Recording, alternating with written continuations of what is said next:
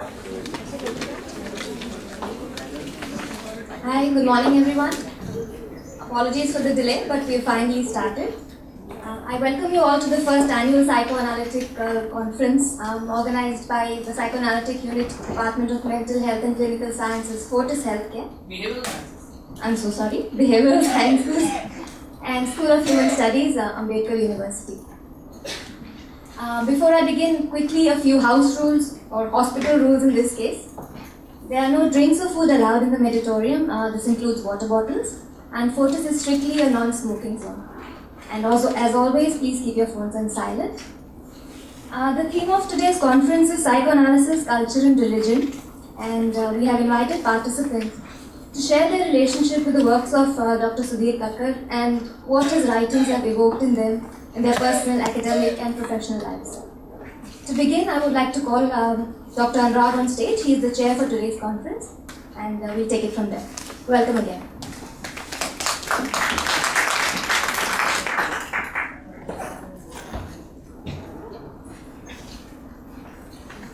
Hi, good morning everybody. It's great to see people, old friends, some new people from all over India for this conference.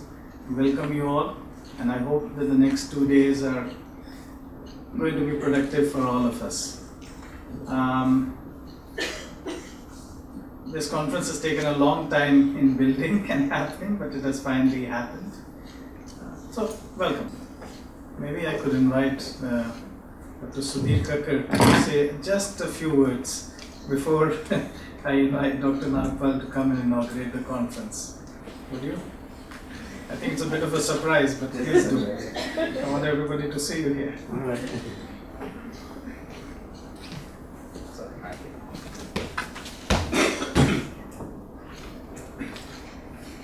Since I have to say lots of words just in half an hour, so I'm surprised to be asked to say a few words just now. But very, very welcome, and I'm absolutely delighted to be here and delighted to hear about the Fortis Hospital and all the programs which you are doing, especially that psychoanalytic thinking is together to fuse it with the culture and the outreach programs. I'm very delighted to hear that these kind of initiatives are taking place. So those are my very few words just now. As I said, I'm going to talk much more later. And so delighted to be here in these surroundings. Absolutely first class. Thank you very, very much.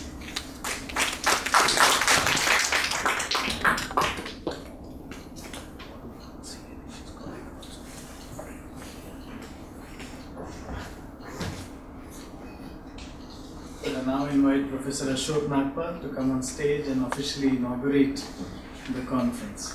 Thank you.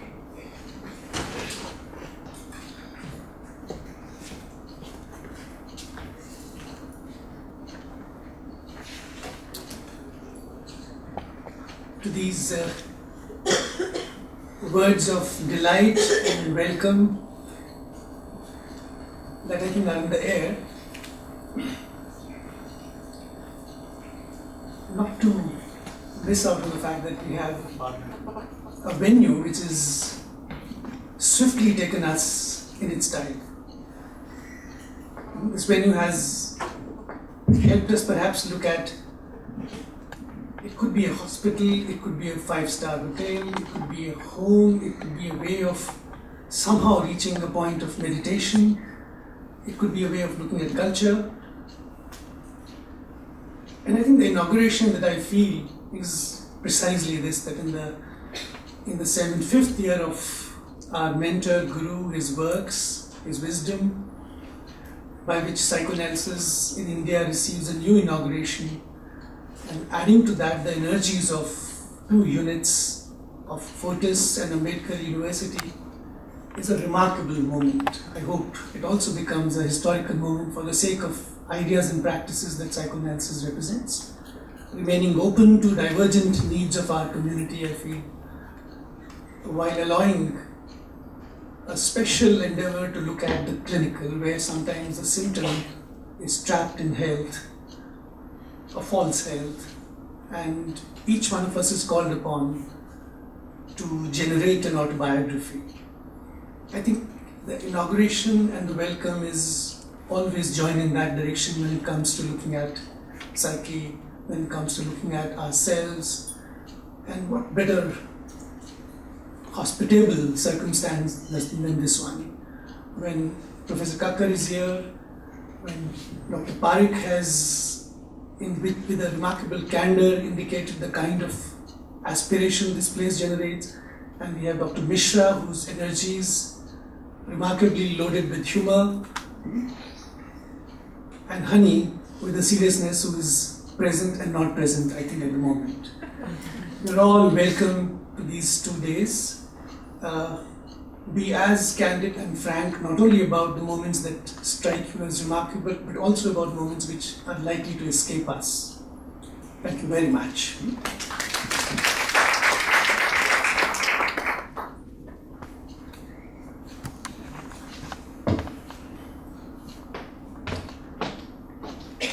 Thank you, Professor Nagpal, for that warm and thought-provoking inaugural welcome. Before we move on to our plenary talk by the man of the day, Professor Sudhir Kakar, just a few words on his profile. Professor Kakar, psychoanalyst and writer, has been lecturer at Harvard University, research fellow at Harvard Business School, professor at Indian Institute of Management, Ahmedabad, and head of Department in Humanities and Social Sciences at Indian Institute of Technology, Delhi. He has been a senior fellow at the Center of Study for World Religions at Harvard, also as visiting professor at the Universities of Chicago, Harvard, McGill, Melbourne, Hawaii, and Vienna, and a fellow at the Institutes of Advanced Study, Princeton and Berlin. Since 1994, he is adjunct professor of leadership at INSEAD in Fontainebleau, France, and since 2011, fellow, Center for Advanced Study, University of Cologne, Germany. Professor Kakar is a member of the New York Academy of Sciences, International Psychoanalytic Association, the board of Sigmund Freud Archives in the Library of Congress, Washington, Académie Universelle de Culture, France, and serves on the editorial boards of several professional journals. I welcome him to our conference and I invite him here for his plenary talk on Is Psychoanalysis Also a Spiritual Discipline? And I also welcome Professor Honey Oberoi, who's finally made it here. Welcome. Novel words. You send it on her paper already.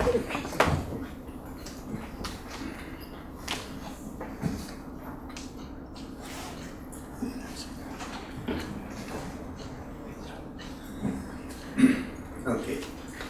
Thank you very much for the kind introduction. The title of my talk is Psychoanalysis Also a Spiritual Discipline? And also I am stressing.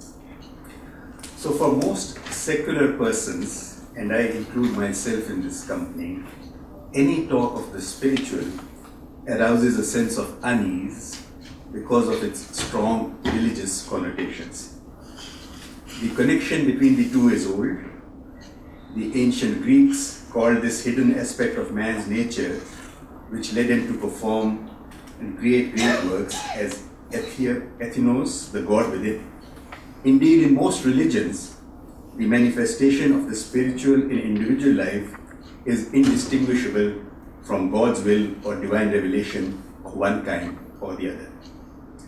And although today we distinguish between the religious and the spiritual, a distinction that was first made in the 19th century USA by such writers and poets as Ralph Waldo Emerson and Walt Whitman, the smell of religion continues to cling to the term spiritual.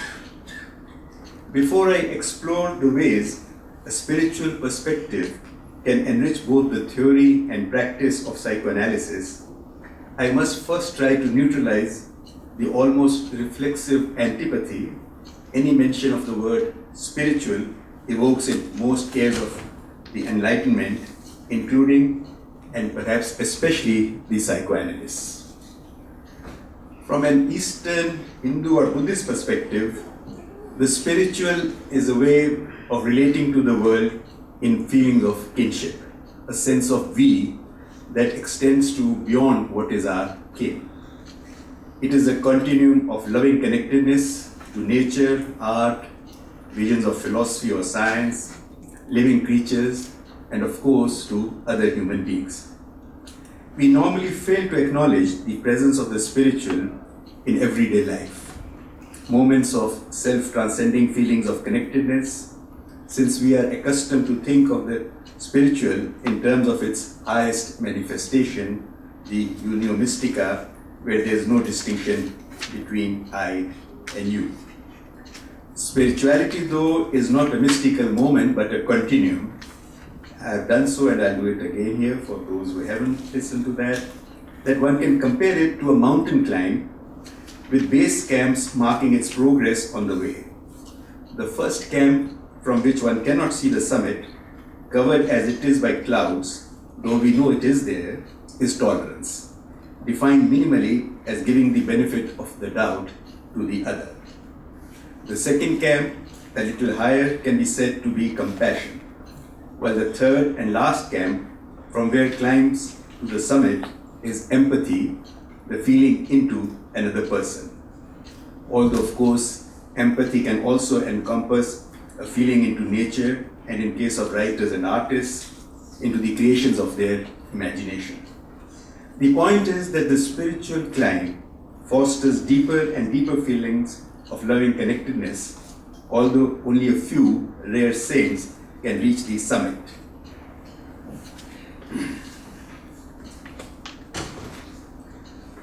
So most of us can, of course, consider us fortunate if we can catch a glimpse of the peak from the base camp of tolerance, compassion, and empathy. Defined this way, I believe many analysts would find the spiritual striving unexceptionable, even if some would look askance as too idealistic, or perhaps dismiss it as a romantic fallacy. Why then has the spiritual perspective on human nature and life been banished from the psychoanalytic enterprise? It seems to me that one reason for the psychoanalytic indifference or even hostility to spiritual disciplines arises from the fact that they essentially cultivate the same field, the self, and with not dissimilar methods and attempt to look inwards. Mutual irritation is bound to follow as the two keep on bumping against each other. Historically, the psychoanalytic practice of healing, as it was called Seelenstörungen, disturbances of the soul, was too near that of numerous occultists and faith healers who operated at the fringes of established churches. As late as in 1931, the writer Stefan Zweig apologetically wrote that he hopes he won't be accused of being a mesmerist or a Christian Scientist or a devotee of psychoanalysis. The psychoanalytic method was too close to older introspective techniques, extending from private meditation to meta-privacies of the confessional, that drew their sustenance from religion. Craving respectability as a science, it is understandable that psychoanalysis would seek to sharply demarcate its boundaries and differentiate its method from comparable spiritual techniques.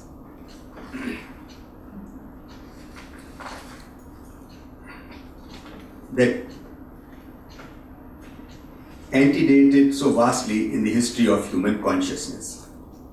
The historical need to establish the scientific credentials of psychoanalysis, a need no longer considered pressing or even important, cannot account for the persistent refusal of contemporary psychoanalysis to engage with mankind's spiritual traditions.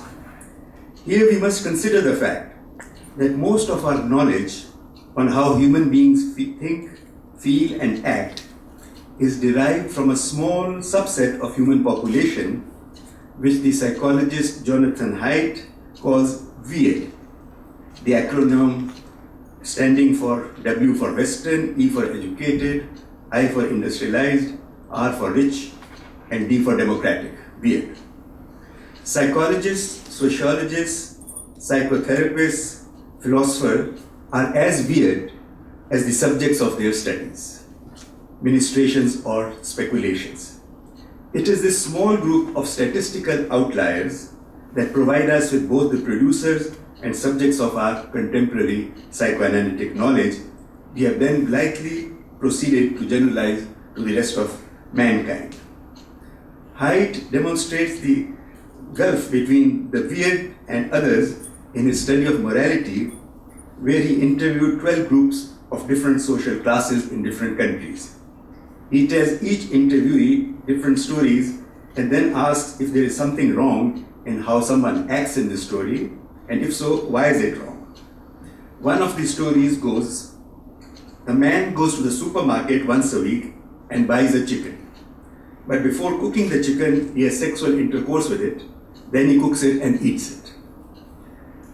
One of his groups was from students of the University of Pennsylvania, a liberal Ivy League college in the United States, and certainly the most weird among the selected groups. This was the only group out of 12 where a majority, 73%, tolerated the chicken story, finding it okay. It's his chicken, it's dead, nobody's getting hurt, and it is being done in private.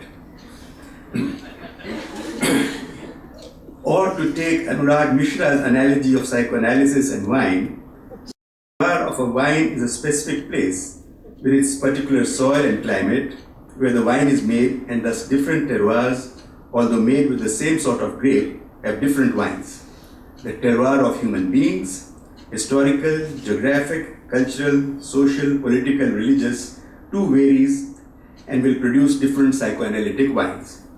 The terroir of psychoanalysis for more than a century has been and continues to be Western, its soil unfavorable to the idea of the spiritual, which continues to be an important feature of many other terroirs, including my Indian one. So how would an Indian Vigneron contribute to the understanding of psychoanalytic wine? First, he would address the psychoanalytic conception of the nature of the self. Psychoanalysis conceives of the person essentially as a part of her bodily, social, and interpersonal orders. Mental representations of bodily drives and processes, and of experiences with one's social groups, beginning with the family, and the interactions between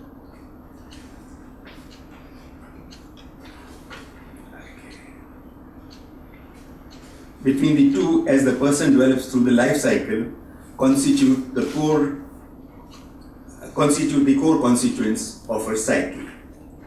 From the spiritual perspective, though, a person is also a part of her cosmic order. Cosmos, as I visualize it, has two aspects, one subtle and the other, well, earthy.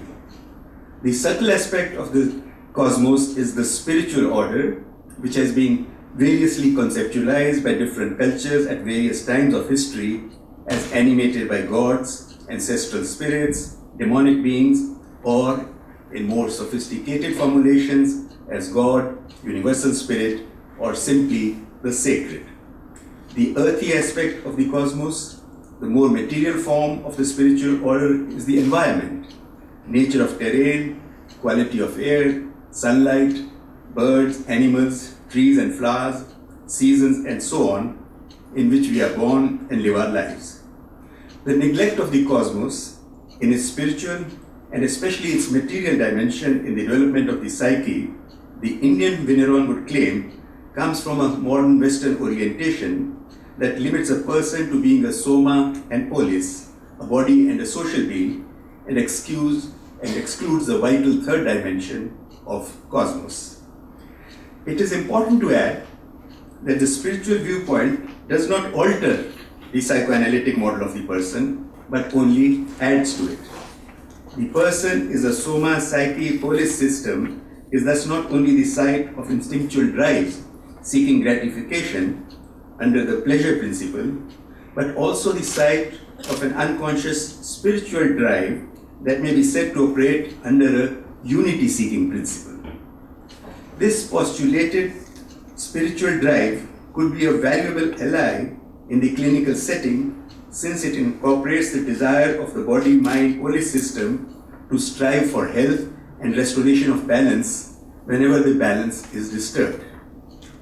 It also reminds the clinician that the psyche not only strives for a healthy narcissism and is subjected to distortions of narcissism, but that it is also under the influence of an equally deep-seated altruism which transcends the limits of the present and the personal, and may suffer from the distortions of altruism, such as a moral masochism. Apart from psychoanalytic metapsychology, does the spiritual perspective have anything to contribute to psychoanalytic practice? I would answer in the affirmative. In contrast to the many changes that have taken place in theory over the years, there are two aspects of psychoanalytic practice which have remained unchanged since the beginning of the discipline. The first has to do with how a client talks or should talk in therapy, namely the method of free association, in which she says everything that comes to her mind without any conscious censorship. The second has to do with how the psychoanalyst listens. Both of these have unsuspected and unrecognized spiritual dimensions. The analyst's recommended psychic state, when he is listening to the patient, is an evenly suspended, free-floating attention. When examined closely, this free-floating attention seems to belong as much, if not more, to the meditative practices of spiritual traditions than to a scientific psychotherapy. Consider, for instance, Freud's 1923 description of the therapist's psychic state as he listens to the patient. I quote, "Experience soon showed that the attitude which the analytic physician could most advantageously adopt was to surrender himself to his own unconscious mental activity in a state of evenly suspended attention, to avoid as far as possible reflection and the construction of conscious expectations, not to try to fix anything that he heard particularly in his memory, and by these means catch the drift of the patient's unconscious with his own unconscious." Ehrenzweig has called the analyst's free-floating attention as he listens unconscious scanning, which depends on a conscious blankness and is liable to be disturbed by introspection. Unconscious scanning clearly has a meditative character, very different from the process of introspection. Ehrenzweig compares unconscious scanning to the painter Paul Klee's multi-dimensional attention, or horizontal listening, in music, where one hears polyphonic voices as opposed to normal vertical listening, where one follows a single melody underscored by a harmonic background of accompanying voices. Horizontal hearing, in which several voices contending for exclusive attention cancel each other out, is totally blank insofar as conscious memory is concerned. This conscious blankness, however, does not preclude precision and fullness of information. In such comparisons and descriptions of free-floating attention, expert meditators will not fail to recognize states of meditative contemplation in certain Hindu and Buddhist spiritual disciplines, such as the Shamta practice of sitting meditation without object or goal. Indeed, it is odd that aspiring psychoanalysts have only heard about but have no personal experience of one of the profession's main requirements, listening with free-floating attention, which each analyst picks up more or less informally and unsupervised on his own. Such an experience, missing from all psychoanalytic training programs with which I am familiar, could be easily provided through a short 4 to 5 days meditation workshop such as that of Vipassana. As Clément has observed, the analyst who has experienced this mode of meditation is likely to listen to her patients differently. She is likely to be more attuned to subtle, emerging fringes of fear, sadness, or helplessness. Such an analyst is also able to hold these feelings longer and more deeply, without reaching for the reassuring effort to organize and interpret. Another aspect of psychoanalytic practice, where it converges towards many spiritual practices, is the analyst's empathy. It seems to me, though, that empathy, the feeling into another person, has been the object of a good deal of ambivalence in psychoanalytic literature. An ambivalence that has perhaps to do with what Freud in his correspondence with Ferenczi, called its mystical character. The Oxford English Dictionary's definition of empathy seems unabashedly mystical when it defines it as the power of projecting one's personality into and so fully comprehending the object of contemplation. Although empathy constitutes the foundation of psychoanalytic work, of essence for gathering data for interpretation, its connection to poorly understood unconscious processes in the analyst and to a required permeability of his self with the attendant dread of a loss of self has surrounded the concept with a degree of unease. Its general usage in psychoanalysis as one person's capacity to partake of the inner experience of another through unconscious attunement skims over the underlying mystery of the process. In other words, how does our normal non-empathic state, a state of self-experience with thoughts which are usually self-related, change into a state where we can transcend the boundaries of the self to share the conscious and unconscious feelings and experiences of another self? The increasing psychoanalytic ambivalence towards empathy seems to have its origins in, how could it be otherwise, in Freud's changing views towards the phenomena as he aged. He took a far more distant and detached view of his patients in his later years than in his earlier, healthier period.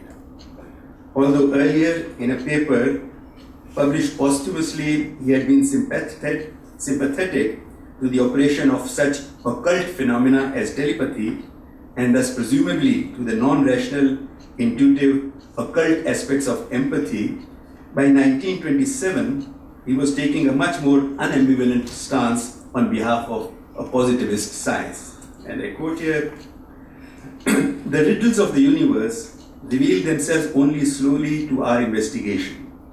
There are many questions to which science today can give no answer. But scientific work is the only road which can lead us to a knowledge of reality outside ourselves. It is once again merely an illusion to expect anything from intuition and introspection. They can give us nothing but particulars about our own mental life, which are hard to interpret, never any information about the questions which religious doctrine finds it easy to answer." In contemporary psychoanalysis, the unease with empathy is expressed variously. Many contributions on the nature of empathy seek to temper its self-transcendental character by emphasizing the intellectual and rational aspects of empathy. They have sought to domesticate its highly subjective, experiential character by enlarging the scope of the concept to include more neutral and cognitive aspects. Empathy, they assert, is not only an unconscious process in which the analyst shares the patient's experience for a short time, but also includes the placing of this experience in a larger, more objective and complex understanding of the patient, and then responding with an appropriate interpretation. The overwhelming majority of psychoanalytic contributions on the nature of empathy then have tried to distance, perhaps also defensively, from its moorings in unconscious, still poorly understood, but no longer completely mysterious mental states, which seem to be quite similar to those traversed through the meditative process. Spiritual perspectives, of course, postulate the root of empathy in a transcendent unconscious that lies in deeper layers of the mind than the strata in which the biological and life historical unconscious are located. At this deepest level, the transcendent unconscious is said to connect with the hidden order of the universe, or in another formulation, is united with the consciousness animating all existence. In its highest state, this empathy is common truth both in a human being and in the heart of existence. Since it lies beyond conscious awareness, great artists, writers, and music makers have often felt that their creative imagination, the product of heightened empathy, comes from outside themselves, that it is not self-centered. Considered almost a truism in classical Indian aesthetics, this has also been the position of many artists and writers in the West in the pre-modern era, although their modern counterparts are reluctant to openly embrace such a spiritual outlook. In his Nobel Prize acceptance speech, Saul Bellow, certainly a rationalist, observes, "The sense of our real powers, powers we seem to derive from the universe itself, also comes and goes. We are reluctant to talk about this because there is nothing we can prove, because our language is inadequate, and because few people are willing to risk talking about it. They would have to say that there is a spirit, and that is taboo."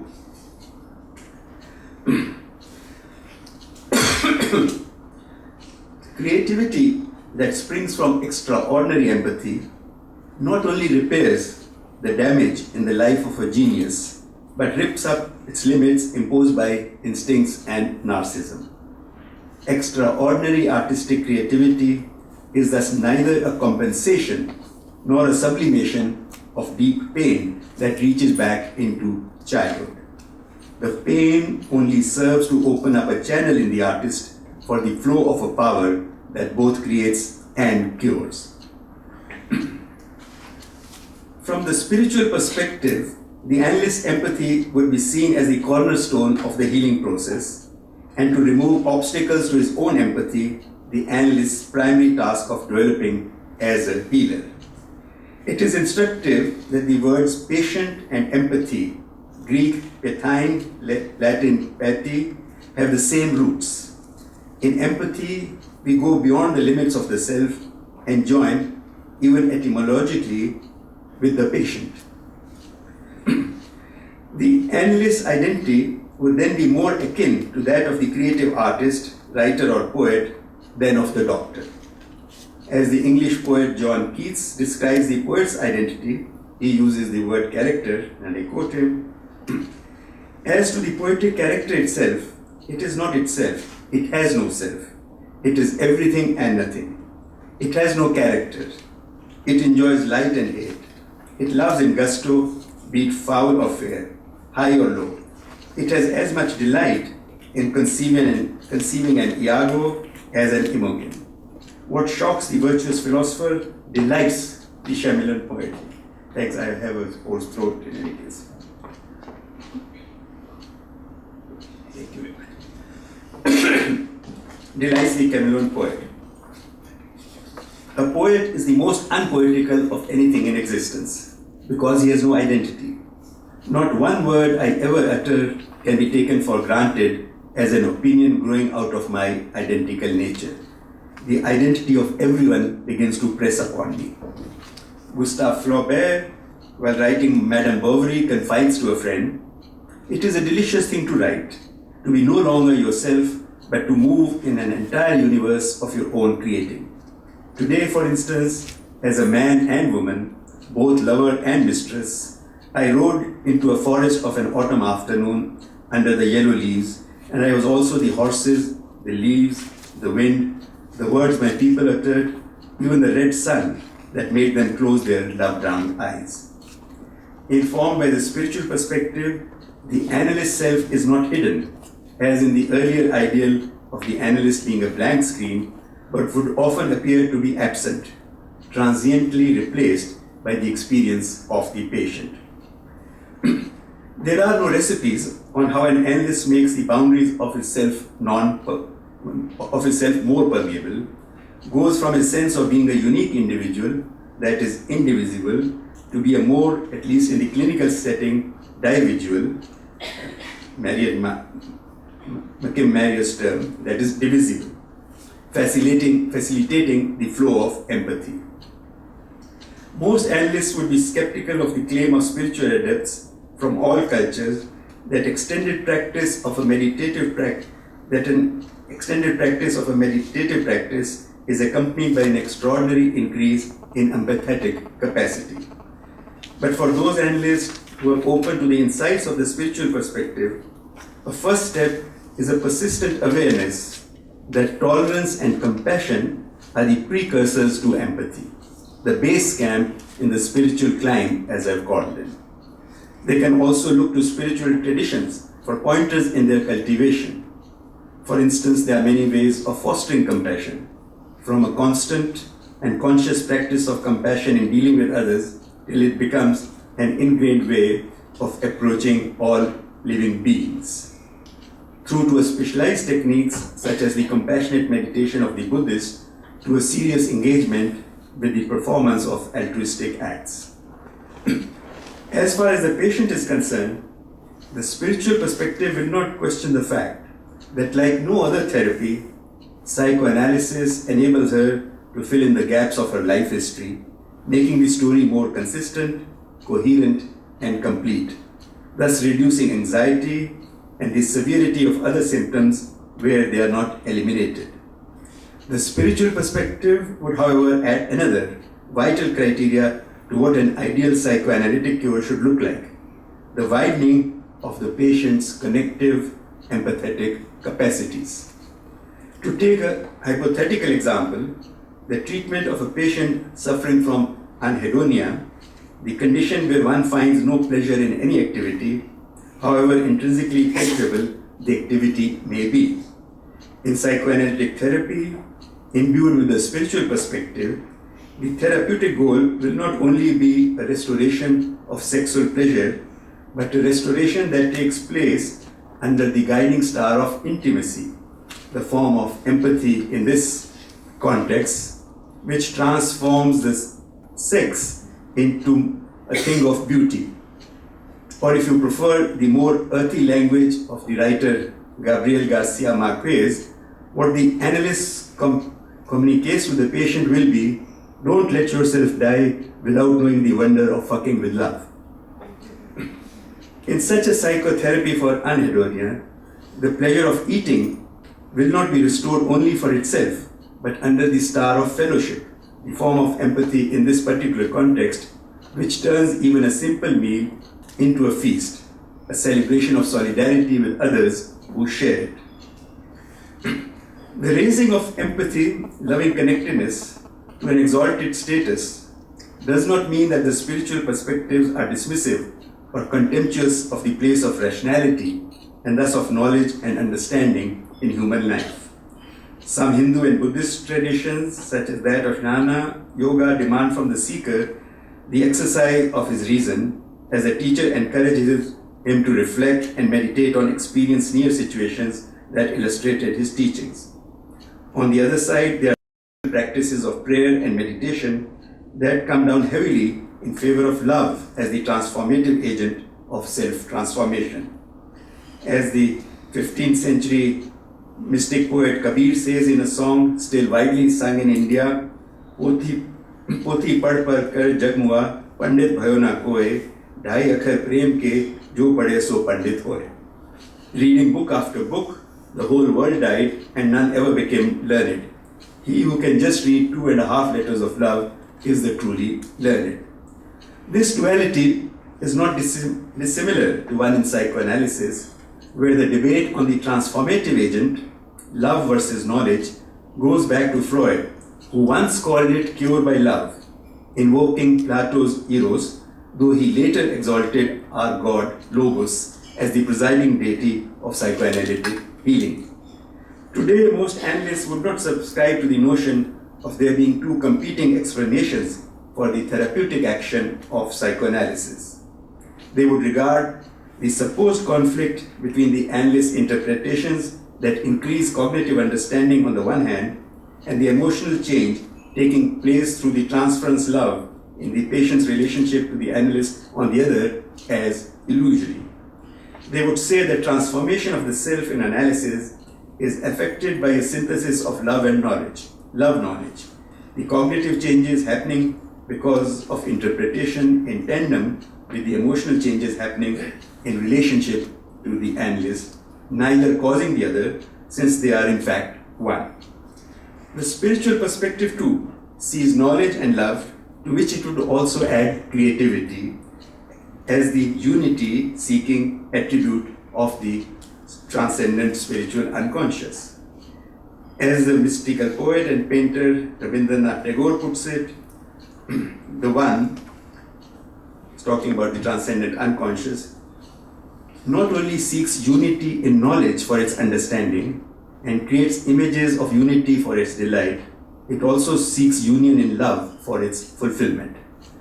Nevertheless, it is generally true that psychoanalysis has been more aware of the dangers associated with love, such as the sexual or material exploitation of the analysand, while spiritual traditions have been more skeptical of approaches to self-transformation that are purely cognitive.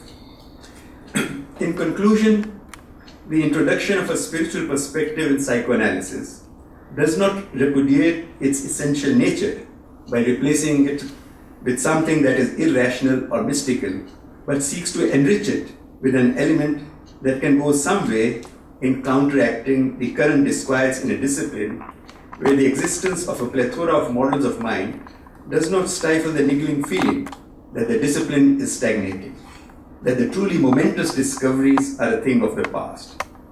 Just as some see in new discoveries in the neurosciences a possible source of revitalization of psychoanalysis, I wonder whether the insights of the spiritual perspectives are not another untapped source for its renewal.